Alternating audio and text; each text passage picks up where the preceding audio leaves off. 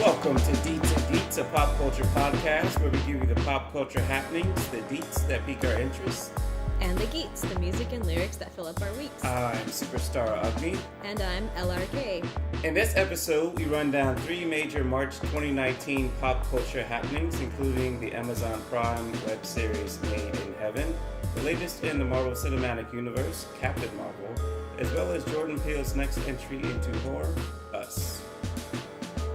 Okay, so let's get into it. The first we're going to discuss is Made in Heaven, which you hit me to early March, I believe it came out the 8th. I don't remember the exact date, but yeah, sometime early March, and we kind of binge watched it all in like a couple of days. Yeah. Yeah, I mean, I think it's pretty impressive that the writer duo, Zoya Akhtar and Rima Kakti, right off the heels of Gully Boy, released this movie. I mean, this whatever streaming show, web series. Yeah. Because it's a very different type of project, both in terms of like structure and just everything about it is like different. The characters, the theme. So this is about 2 wedding planners, Tara and Karan, who have a business called Made in Heaven, and they arrange like weddings for, Delhi's elite. So the show sort of positioned itself as looking into like behind the scenes of the big fat Indian wedding, and I think it was really well made. It was it's like a 9-episode series. The main characters, Tara and Karan,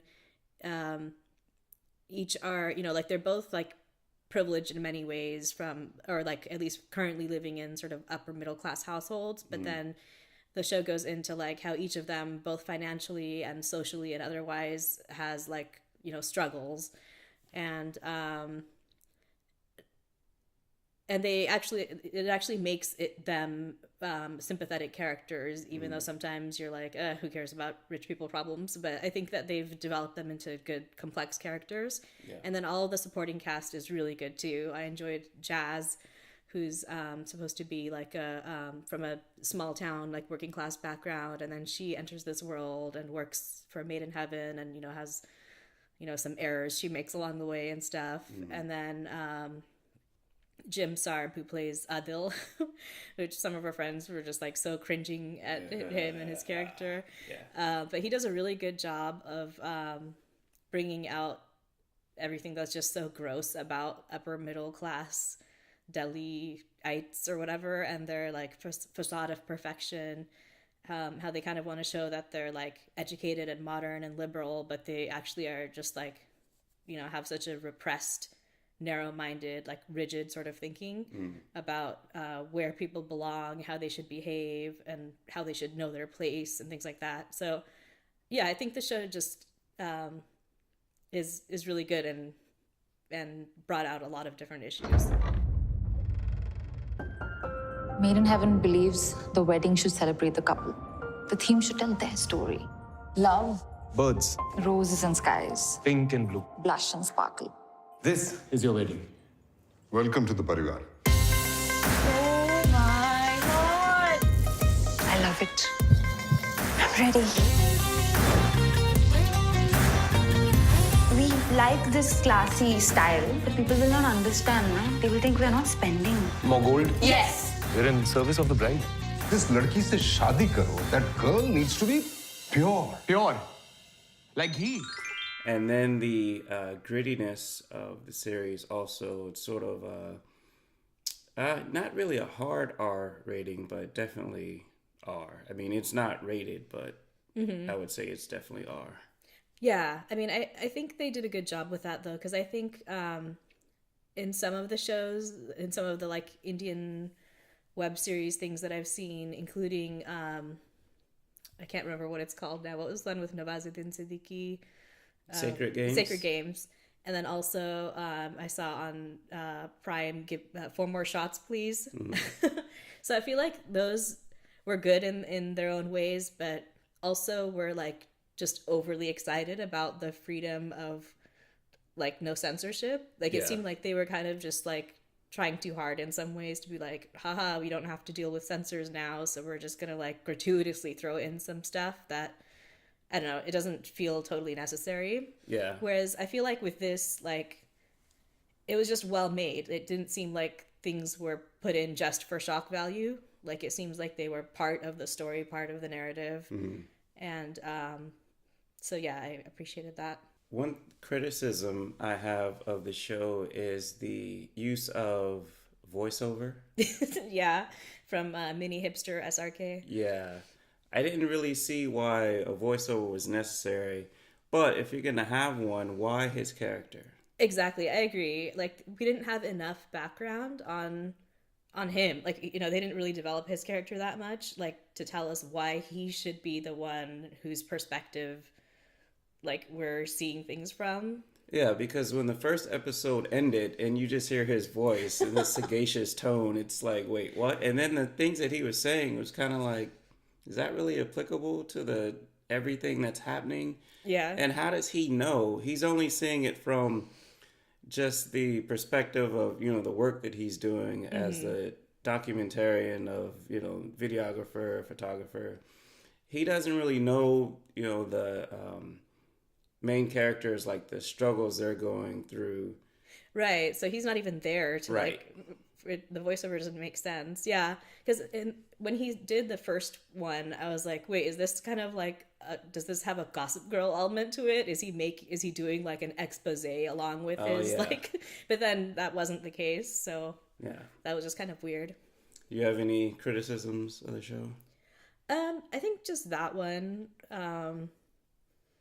Yeah, I think overall it was well made. I think they did a good job of, I mean, the show was mainly focused on the, you know, like Delhi's elite, but then they also showed, you know, that there were several characters that were not from that background. Right. And they went into a little bit of like their struggles too, especially as they interacted with these, you know, rich a-holes and stuff.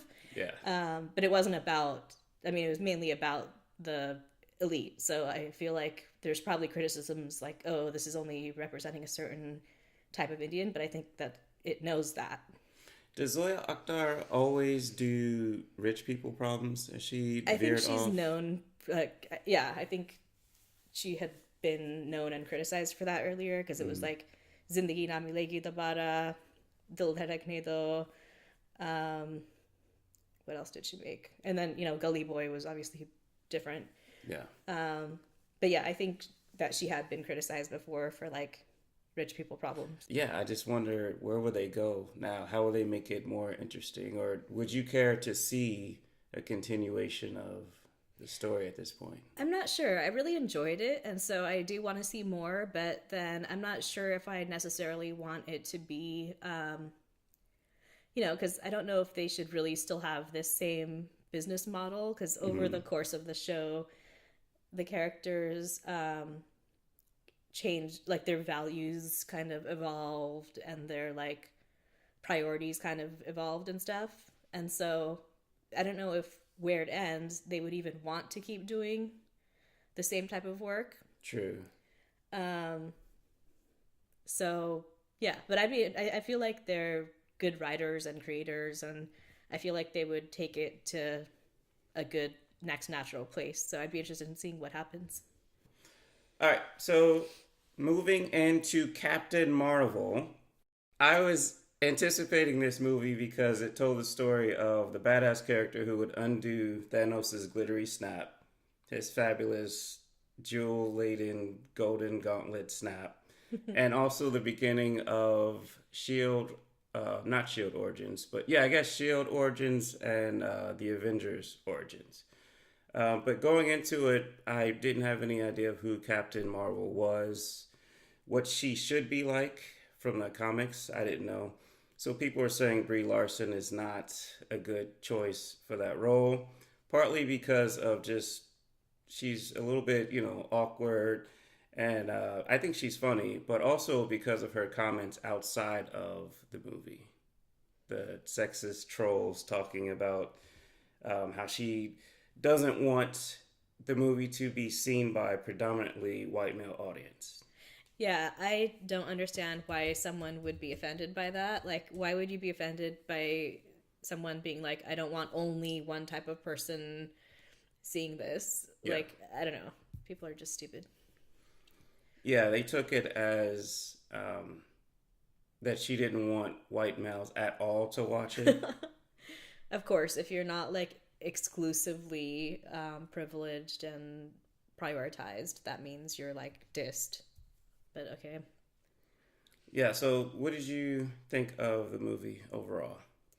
I enjoyed it. I don't know much about the comics at all, but I guess just being like, you know, familiar with the Marvel Cinematic Universe a bit, I thought it was good as an origin story, and it did its part. We saw who Carol Danvers was, where she came from originally, what her journey was to become what we now know as Captain Marvel. I thought the 90s setting was fun. I enjoyed the music, and then there was the Israel-Palestine subtext, whether deliberate or not, I don't know, but I think that a lot of people read that into it. I don't think it was in my top few movies of the MCU, but it was solid. And then I think the last 15-20 minutes or so, which gave us more glimpses into like the origin of the Avengers, as well as a preview into Avengers Endgame, like that was nice to see, like how everything is going to sort of fit together. Yeah. Side note, our friend Anita had pointed out years ago the resemblance between Jude Law and Nawazuddin Siddiqui. And I think in his Captain Marvel role, like every time Jude Law was on screen, I was only seeing Nawazuddin Siddiqui. That is hilarious. So I guess in the YouTube version of this, video version of this, you can do like the side-by-side comparison. Yeah, for sure. So anyone who's listening on SoundCloud or any audio, iTunes, whatever version of this, can check out the video version too to see how similar they look. Yeah. What'd you think of the of Captain Marvel's friend, Maria Rambeau, I think is her name? I guess I didn't really have too many thoughts on that. Like I figured there's more to it in the comics. But yeah, I don't know. Yeah, I think the actor did a good job portraying the emotion of someone who lost their friend so many years ago, and then they just reappear with, what she called it, fire hands or whatever, and she heated up that tea kettle. You're looking at me like you remember that part. Did you fall asleep on that part? Maybe. You fell asleep. Yeah. So I think she did a very good job, and the daughter in the comics is actually a superhero. I don't know her powers or what her quest would be or her motivation. Well, I guess because her Aunt Carol is a superhero, that sort of motivates her to become a superhero. Although I don't know like what, like how she would get superpowers, or maybe she's like Batman and just has gear. I don't know. But they hinted at her, I think, possibly becoming some superhero. Whether or not they'll actually make a movie, I don't know. But from Captain Marvel also is Miss Marvel. Mm-hmm.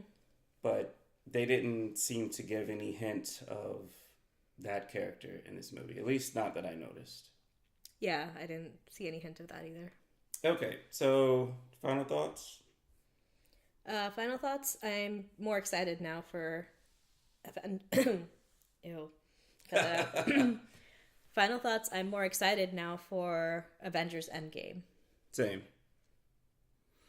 Okay, so moving on to Jordan Peele's Us. I have to say that after seeing the trailer for this film, I saw it first online and then during the Super Bowl. And I was cautiously optimistic for it. The trailer left me, I didn't really know how I felt. They gave away too much of the plot, I thought. And of course, it ended up being more than that. But I still don't know how I feel about this movie. Yeah, same. It's been like several days since we saw it, and I think right after coming out of it, I was just like, like I was not necessarily let down, but I was just like, compared to like just how completely amazing Get Out was, like on every level, and how I just got that movie. Yeah. I didn't get this movie the same way, like plot wise. I, from the big reveal of the last few minutes, I understood what happened, but there wasn't like an internal logic to it the same way that there was to Get Out. Like I just didn't feel like the universe, like I didn't understand the universe, I guess. I did enjoy it the entire way through. Right. It was definitely like, it had my attention the whole time. It was different from Get Out in that it was more like, the aesthetic was more of like a conventional horror film, because Get Out was horror, but like in a very different kind of way. Right. And then I was definitely paying attention to like every detail, every word and dialogue, because I knew that there would be like, some kind of twist where in the second viewing you would just see it a different way. So I was like trying to like from the get-go kind of see it in like different ways or whatever. But and so I did have like the thing that ends up being the big reveal. I did think of that at one point, but then I was like, well, no, because I don't know, like there were things that wouldn't really make sense. And then so now I do want to see it again. Because I'm sure that the way things were worded were very deliberate, and the like expressions and the acting and stuff were probably such that like when you look at it again, it's like, oh, okay, yeah, now like in like plot wise it does make sense. But then in terms of like motivations of people to like be in certain situations, or constraints of people to like get out of situations or not, like that didn't make sense. Because in Get Out you got a lot of things, like you get why the white people came up with this experiment, and you got how like the black people were lured into the space, and then why they didn't get out soon enough, because like there was like an internal logic to that, like to why they just didn't think they had to get out. Like they thought they were people they trusted and stuff. And so in this, like it just doesn't really, like I don't understand so many things. Yeah, and I think the film introduces some questions that I don't think I would have asked otherwise. So there's poetic license or artistic license and suspension of disbelief. But then when the artist introduces information, and then there's sort of a logic, internal logic to the piece, then that spurs other questions. And when things don't fit that logic, it makes you wonder, like, well, I'm trying to not spoil the film. Yeah, I was trying to say stuff without saying stuff too. Yeah. So when you introduce like why certain things happen and then don't really wrap it up, or don't give enough for the audience to fill in the gaps with their imagination, then it feels a little incomplete. And like you said, I do want to watch it again to see if I missed it, and he actually did touch on that. But there are certain things that the questions are so big, it's like, well, that doesn't really make sense in the context of the internal workings the universe that he created. So yeah, I'm still unsure of how I feel about this film. Overall, like you said, I enjoyed it. I think it was well done. But the emotional aspect of it, to me, didn't really hit home like Get Out did. Right. I think I'm hoping that, and I'm sure that Jordan Peele is going to make, more films, and probably they're going to be somehow connected. Like there's already a theory that Get Out and Us are part of the same like wider universe, in terms of like the experiments in both of the films are connected. Like the one from Us, people who were designing it, some of the people got an early whiff that it wasn't going to work, and then the Get Out experiment was like an offshoot from that. Yeah. And so maybe we'll see like, you know, another like a trilogy, like the last of the trilogy that kind of ties everything together. So that'll be cool. I'm definitely looking forward. Like, this does make me more excited to see more from Jordan Peele. Yeah, sure. Because I know that, like, and, you know, as a lot of people pointed out in different theory videos and stuff that I saw, like, I mean, he obviously is, like, you know, intelligent as a writer. He wouldn't just have all these holes and not know that they seem to be big holes in logic. Right. So it has to be deliberate. I'm just trying to figure out, like, how, like, I don't know. I'm just trying to figure it out. Well, this shouldn't be too much of a spoiler. Let me think of a way to say it so that it's not. In the trailer, you see the antagonist with red jumpsuits on. Mm-hmm. Okay, let me walk that back a little bit. I don't understand. Well, let's just say I have a very ringing question about the red jumpsuits. When people watch the film, the same question might pop into your head. I'll just leave it at that. Mm-hmm. And the scissors and the white sneakers. Yeah. Just a question of acquisition of gear and logistics. I'll leave it at that. But also existence of the respective red jumpsuit people, given what they are. Yeah. Like the ages of them, and when did this experiment? I guess I'm giving away that there's an experiment, but I don't get how that experiment exactly like has played out, like how someone has been able to like get what they needed to like make it happen. But anyway. Yeah. So overall, I would say worth the price of admission. I think he's on to something, you know, with the way he makes movies and sort of the aesthetic that he has. I think it works well. Mm-hmm. What did you think about the theme, the I've Got 5 on it musical theme to the movie? Did you think that had any significance other than just being catchy?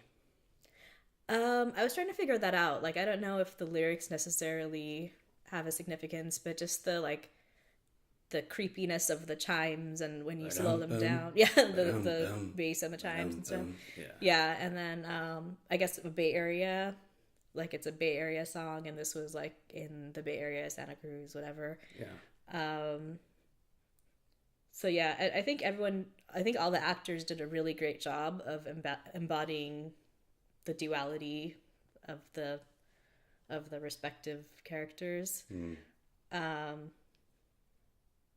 And I think there's, I guess, you know, like all the stuff about all the questions in a way are a distraction to like the message that he was getting at. And so I guess I like that aspect of it too, that you can watch it just as a horror film, or you can also like dig deeper into like what it represents and the systemic issues it raises and stuff. Final thoughts? I'm really excited to see more from Jordan Peele, and I hope that he explains more of this movie too. Yeah. Okay, so that does it for this episode of Deets and Geets. You can find us on deetsandgeets.com, Facebook, Twitter, Instagram, iTunes, SoundCloud. Anywhere you get your podcasts, except for Spotify. I don't think we're on Spotify. I guess not. Yeah, because I was listening to NPR and they were saying Spotify has thousands of podcasts on there, so we should definitely be one of the thousands. I agree. All right, so until next time, this has been Deets and Geets. Beating my chest like King Kong. In zone, wrap my lips around the 40. And comes to getting another stogie. Fools all kick in like Shinobi. Know me ain't my homie to begin with. It's too many hands to be. Probably let my friend hit bit. Unless you pull out the fat crispy $5 bill on the real before it's history. Cause fools be having them vacuum lungs. And if you let them hit it for free, you hella dumb.